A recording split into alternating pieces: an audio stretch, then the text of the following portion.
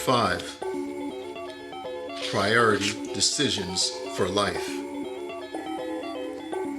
Each volunteer entered their respective miniature submarine that resembled a one-person scooter shielded by a strong glass bubble. Within each vessel rested a life support craft that could be deployed and quickly assembled in the sea should the miniature sub encounter an attack.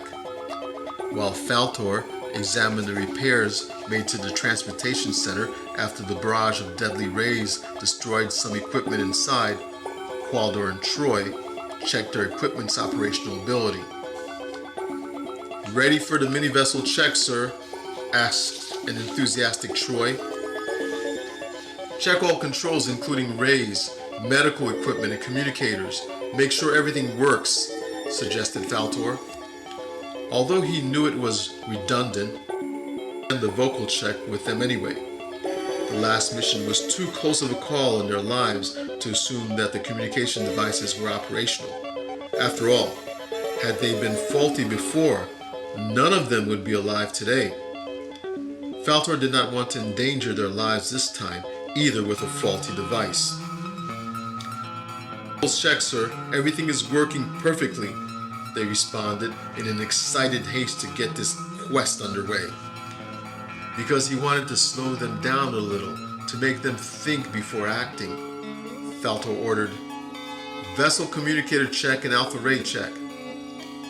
"Communicators and alpha rays check, sir," they affirmed enthusiastically.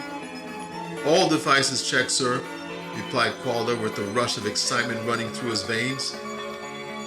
Had they already forgotten the fearful events of the last several hours? The deadly rays sizzling past their ears and cutting down sustainable plant life? Or the grotesque smell of their friend's burning flesh due to the slight touch of the deadly ammo on his shirt? Perhaps all their memories were momentarily forgotten in the excitement of the mission set before them right now. The nation's call will be the same as before. "Aqua Phi landing party to Aqua Phi," said Faltor. "Sonny to transportation center." Sonny's voice came over the communicator. "Transportation center, go ahead, Sonny," answered Faltor. "Sir, another large creature just emerged from the opening. It's bearing straight for that other creature in the vessel. The cave is open right now, sir, but it is slowly closing," explained Sonny. "Thank you, Sonny. Transportation center out," replied Faltor. "Gentlemen, get ready to investigate the cave." Qualdor and Troy locked the covers of their mini-vessels tightly and activated the controls as Faltor lowered them into the open sea.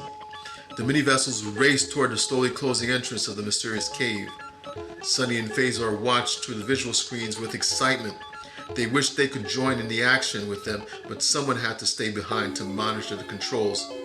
At least they could hope for the good news that finding their new home was imminent, perhaps even in these caves. "We've got to hurry, Qualdor. The cave is closing quickly. Pick up speed to 5 decimals, exclaimed Troy. "I think we're going to just about make it," Qualdor replied, just as the mini-vessel squeezed through the closing entrance of the stone cavern.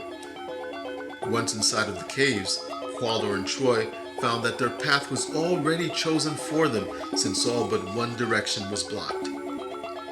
They only found one open route made possible by the flowing water inside of the cave. "This watercourse is directing us to another large passageway straight ahead," communicated Troy to Qualdor, who was right beside him. Troy continued speaking to Qualdor over the communications device. "The other passageway looks closed from here. Do you think we should idle the subs on the water until we can figure out what to do?" Troy asked. While the vessel sped ahead, Troy looked over to Qualdor, who pointed his finger straight ahead. "Troy, it looks like the passageway is slowly opening again," observed Qualdor, as the giant mountain door opened slowly before him. "Head towards the part of it that hasn't opened yet, in case there is something on the other side like another mammoth perhaps. Maybe it won't spot us if we idle on that side, and after it passes we can enter into the opening," calculated Qualdor. Just as Qualdor predicted, the passage opened and another mammoth creature came out and headed for the other direction. The effect was the gushing current that belted against their vessels after the gigantic monster passed and pushed their miniature subs backwards.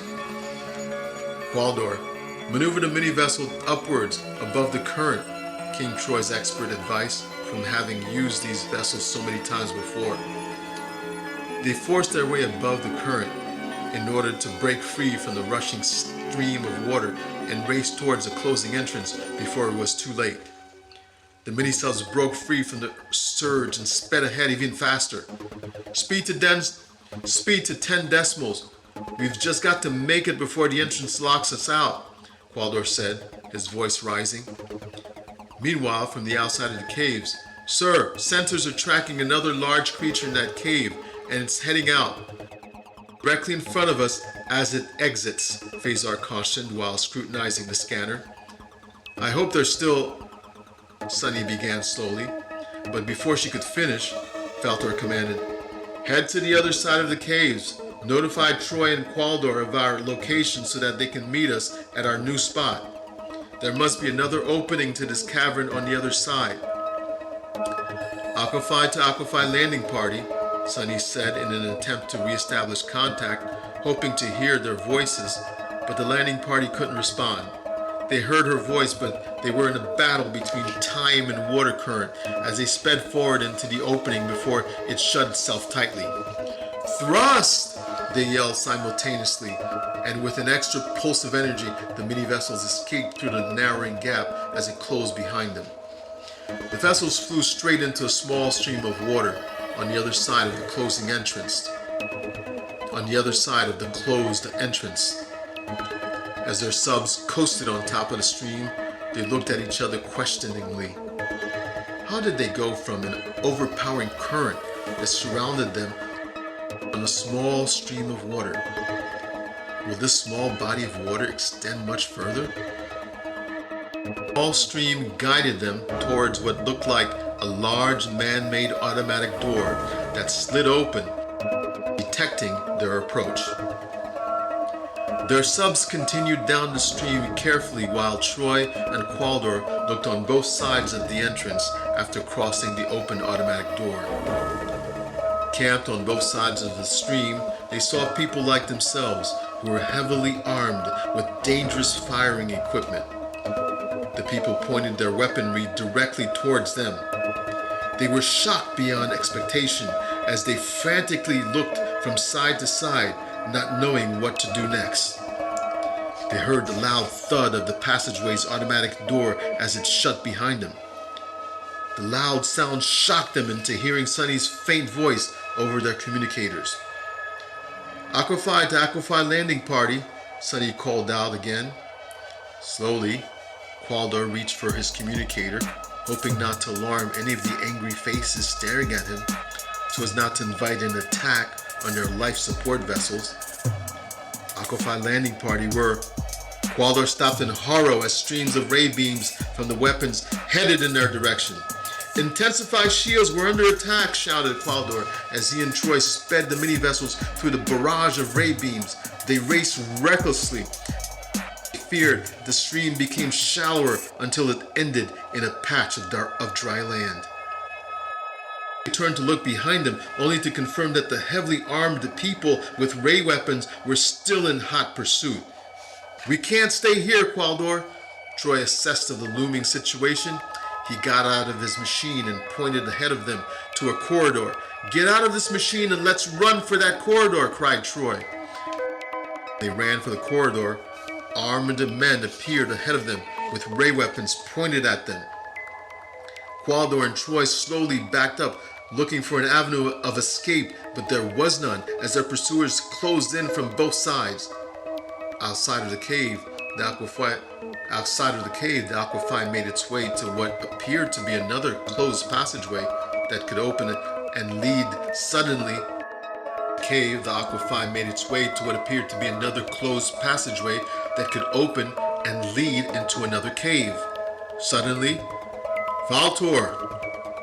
The voice of the leader of the dark vessel barked from the speaker of the Aqua Phi's communicator. Faltor!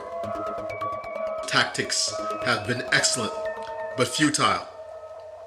Now time has run out for you, warned the Dark Lord from his battered ship.